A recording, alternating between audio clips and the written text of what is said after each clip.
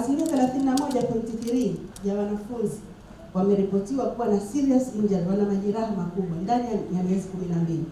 Wanawake walikuwa 33.9 vis-a-vis wanaume 28.3. Lakini imeonekana kwamba bullying in school ni 20% inatokea school and 16.4 inatokea outside of school. Kwa hiyo na hili ni eneo ambalo Wizara ya Elimu kidogo hatujalitilia mkazo sana. Watoto wetu wanadhihakiwa sana shule na inawaathiri sana maendeleo ya kielimu. Lakini kuna cyberbullying ambayo ni udhalilishaji mtandaoni, ni 5.5%, slightly higher in males and older students. Kwa wanafunzi wa form 5 ndio ambao zaidi hii hali imetokea. Lakini kuna mental health and psychosocial well-being. Eneo hili kidogo tumeliacha, ni jipya kwetu, lakini nalo tumelifanyia kazi. Inaonekana 5.7 ya wanafunzi wameripotiwa kuwa hawana rafiki. Lakini pia 4.9 they felt alone in the past year. Kwa hiyo katika data hii emotional distress ni 3.7, had a sleep disturbance 3.8, lakini pia wamekuwa reported na depressive symptoms. Suicidality 13% had a suicidal thoughts. Hapa ndo ambapo nataka attention yenu. Wanafunzi wetu tumewakuta kwamba 13% wana mawazo ya kujiua, wamewaza kujiua. Lakini kibaya 11% ya suicidal plan, manake watoto wameattempt kwamba wamepanga kwamba mimi nitajiua hivi. Kwa hiyo 11%, tukumbuke wanafunzi wetu walikuwa 2511 representative. Tutapiga hesabu wenyewe angalau wanafunzi wangapi wamepanga kujiua. Lakini kulikuwa kuna tobacco use 10.6%, current use tobacco during past 30 days, ambao wanaume walikuwa 16.1 na wanawake 6.0.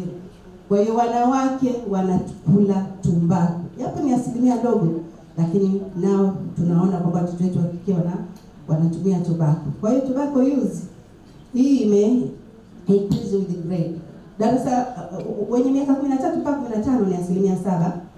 Wenye miaka 16 mpaka 17 11.8, na 15% kwa wanafunzi ambao wana miaka zaidi ya 18. Lakini lifetime cigarette experimentation kuna 13.9, wanawake wakiwa 8.1 na wanaume 22.2. Early initiation ni 52% ya waliovuta sigara wamevuta kabla ya miaka 14. Drugs and other substances 2.4% reported to be lifetime cannabis use of bangi tunao maskulini mwetu. 4% hii ni kwa wanaume, wanawake ni 1.1. Lakini narudia tena ni katika wanafunzi 2511. Some users reported first use before age of 15 or 14, including as young as 12. 4.9 had gotten into trouble due to drug use. Lakini pia higher among males, wao ni 5.5 na wanawake ni 4.0. Sexual and reproductive health and HIV 15.7% wameripotiwa kwamba wameshawahi kujamiana. Watoto hii ilikuwa self administered. Wamewapa questionnaire wanafunzi, wamejaza wenyewe, tumewapa uhuru wa kwamba sisi wasiandike majina yao, waandike tu darasa. Kwa hiyo tunaona pia kuna kuanza kujamiana mapema, early sexual initiation. Hapa tumeiweka data ili ionekane kama ilivyo, haijafika percent, lakini wanafunzi 93 kati ya wanafunzi 2511 wameanza kujamiana, ambao wengine ni zaidi chini ya miaka 12. Lakini pia wanatumia contraceptive. Wanafunzi wetu wanatumia dawa za kuzuia ujauzito, ambao na wanafunzi 77 wameripotiwa kuwa wametumia condoms. Lakini bado elimu ya HIV ni ndogo, kwamba tunaona kwamba asilimia 69.4 wanafundishwa maskulini, lakini asilimia 48.7 hawajui maambukizi ya kutoka kwa mama kwenda kwa mtoto yanaambukizwa vipi.